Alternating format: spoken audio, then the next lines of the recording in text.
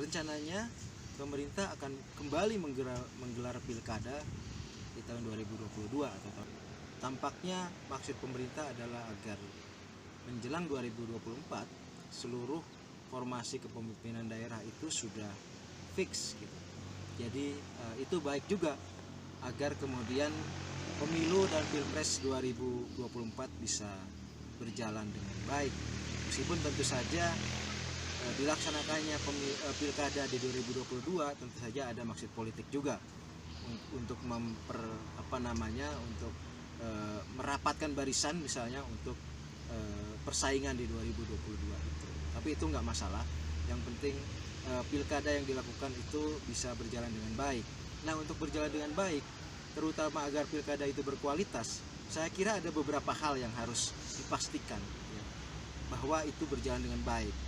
Yang paling penting pertama adalah bagaimana pelaporan dana kampanye.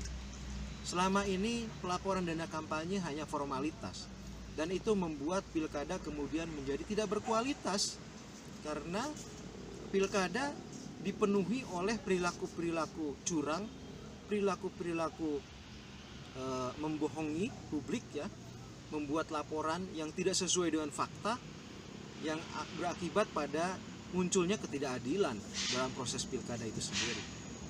Nah, di pilkada 2022 nanti kalau ingin menjadi pilkada yang menghasilkan pemimpin-pemimpin yang memiliki kapasitas dan juga integritas, maka pilkada itu sendiri harus memakai cara-cara pelaporan dana kampanye yang ketat dan benar-benar diaudit secara serius. Audit yang di pilkada yang sudah berjalan di lalu-lalu itu tidak pernah serius dan hanya formalitas. Itu saya kira yang pertama yang harus dipastikan agar kemudian pilkada itu menjadi berkualitas. Pelaporan dana kampanye, baik itu laporan awal dana kampanye ataupun laporan proses dan laporan akhir, itu harus benar-benar sesuai fakta gitu ya. Pemakaian dana, aliran dana itu benar-benar 100% tercatat.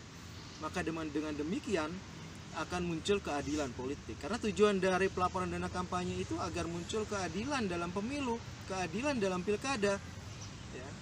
Kemudian pilkada atau pemilu itu tidak tersandera oleh uang. Kalau pelaporannya tidak benar, maka sandera uang itu sangat mungkin terjadi.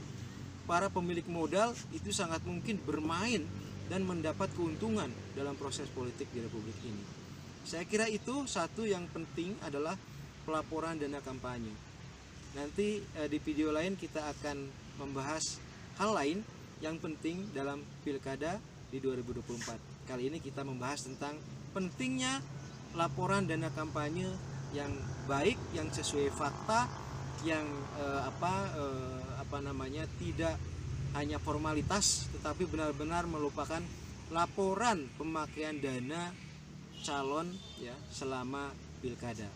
Saya kira itu untuk kali ini. Terima kasih, jangan lupa like dan subscribe.